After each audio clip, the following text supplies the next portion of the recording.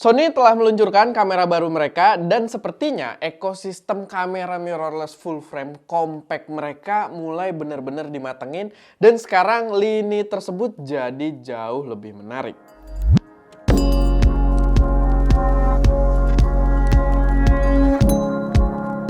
Halo semuanya, selamat datang di channel SC Media dengan gue Erwin, dan pada video kali ini gue pengen bahas kamera yang baru aja diluncurkan sama Sony, yaitu adalah kamera lanjutan dari Sony A7C yang bernama A7C Mark II, tapi ada satu lagi yaitu A7CR. Jadi nggak cuma satu kamera, tapi dua kamera langsung penerus dari si Sony A7C ini.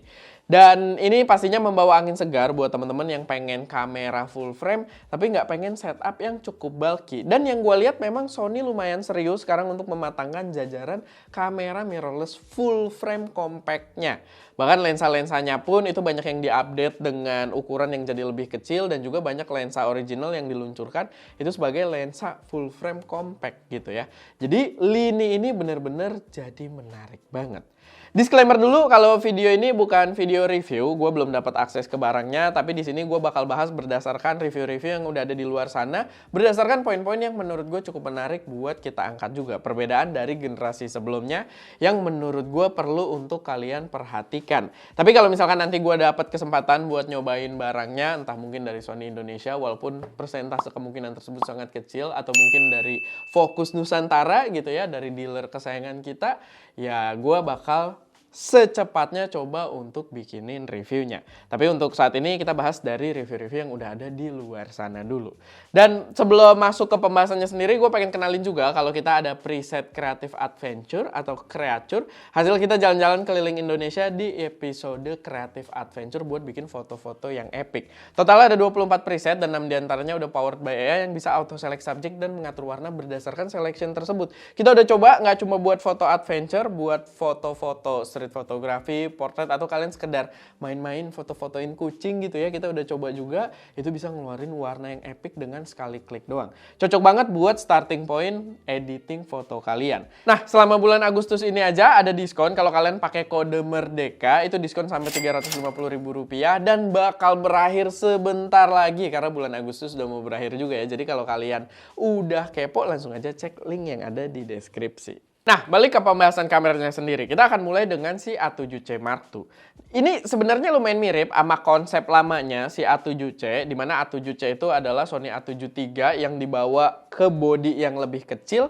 Sekarang basically A7C Mark II itu adalah Sony A7 IV dengan sensor 33 megapiksel yang sama, dibawa ke body yang lebih kecil dengan konsep-konsep A7C gitu ya, konsep compactnya. Cuman perbedaannya kalau dulu itu bener-bener bahasa gue itu plek ketiplek gitu ya, bener-bener A7 III dibawa ke body yang lebih kecil. Di A7C Mark II dia bawa beberapa feature lagi yang lebih oke dibandingkan A7 IV, yang membuatnya jauh lebih menarik.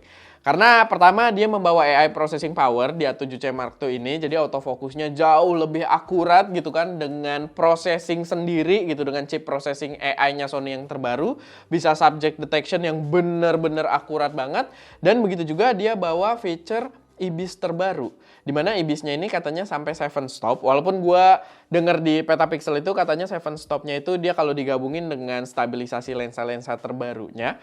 Gua sih kepo bakal sejauh apa perbedaannya, karena Sony emang IBIS-nya itu biasanya terkenal nggak terlalu bagus ya, dan mungkin di sini ada improvement yang signifikan. Nanti kita lihat kalau misalkan udah dapet akses buat pegang juga gitu ya untuk IBIS-nya. Tapi itu kalau dibandingin A7 IV, dia bawa IBIS baru dan juga AI processing yang pastinya jadi nilai plus juga. Sama kalau kita bandinginnya dengan A7C, improvementnya di Mark II ini bener-bener banyak banget.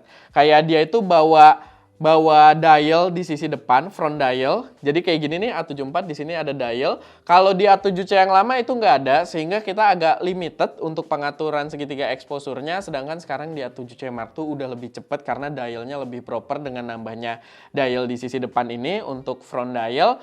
Lalu dia handling gripnya juga lebih dalam. Kelihatan ya kalau kita lihat review yang side by side, dia gripnya lebih dalam dibandingkan A7C yang original gitu ya. Di sini lebih dalam, lebih enak. Sama dia sebenarnya ada tambahan ini juga soal handling ya. Ada aksesoris yang khusus handling doang.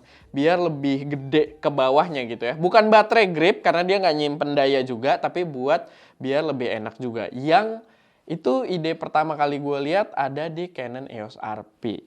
Jadi ya worth mention juga gitu ya kalau Sony membawa satu feature yang sebelumnya ada di Canon EOS RP. Jadi kredit juga untuk Canon di situ.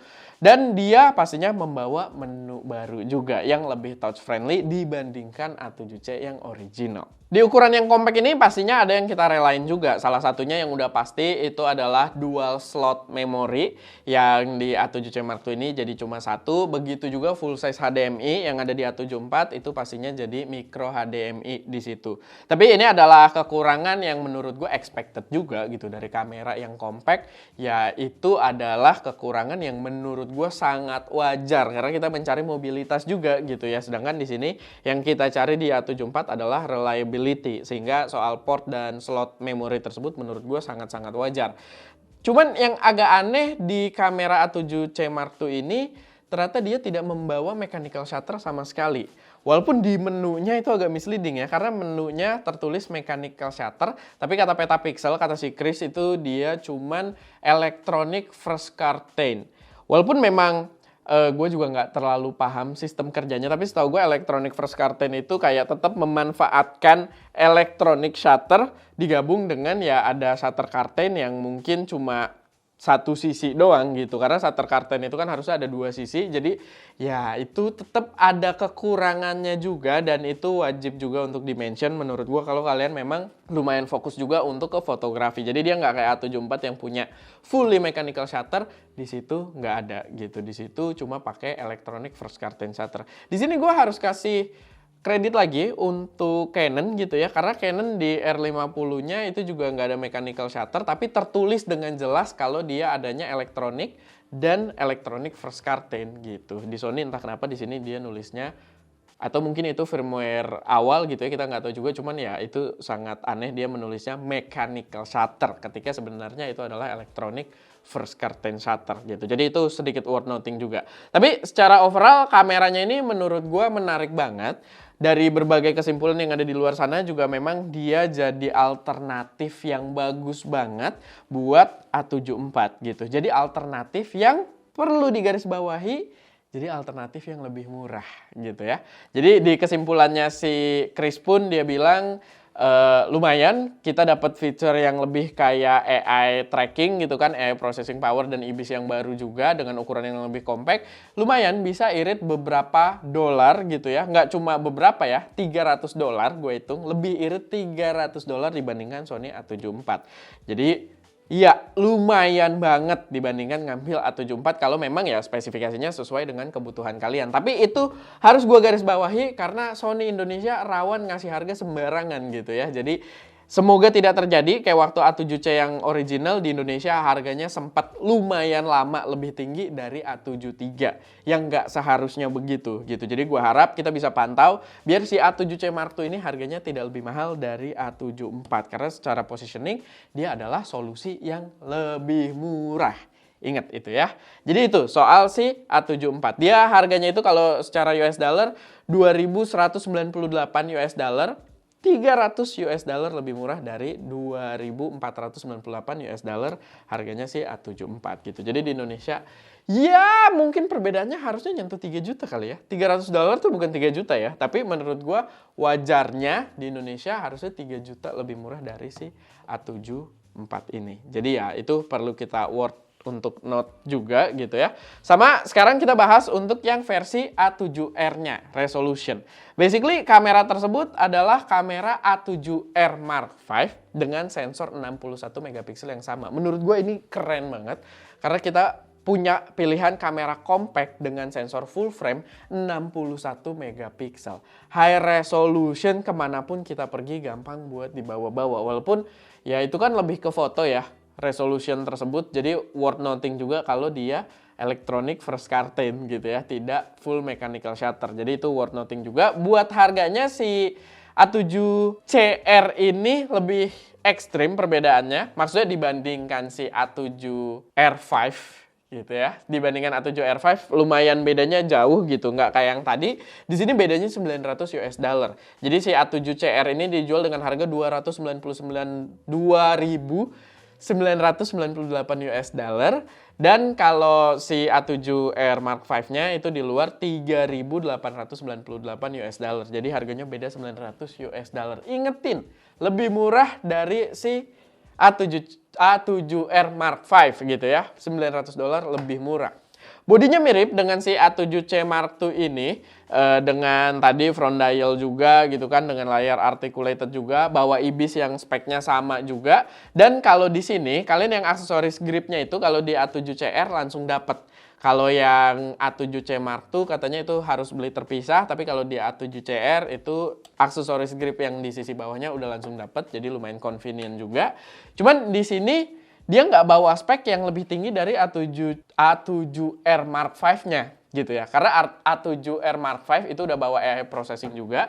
Dia adalah kamera pertama yang bawa AI processingnya Sony. Jadi nggak bawa fitur tersebut, justru ada beberapa hal yang dipotong. Mungkin ini yang bikin gap harganya juga lebih jauh gitu ya perbedaannya. Karena di sini dia tidak membawa video 4K kayak video 8K kayak si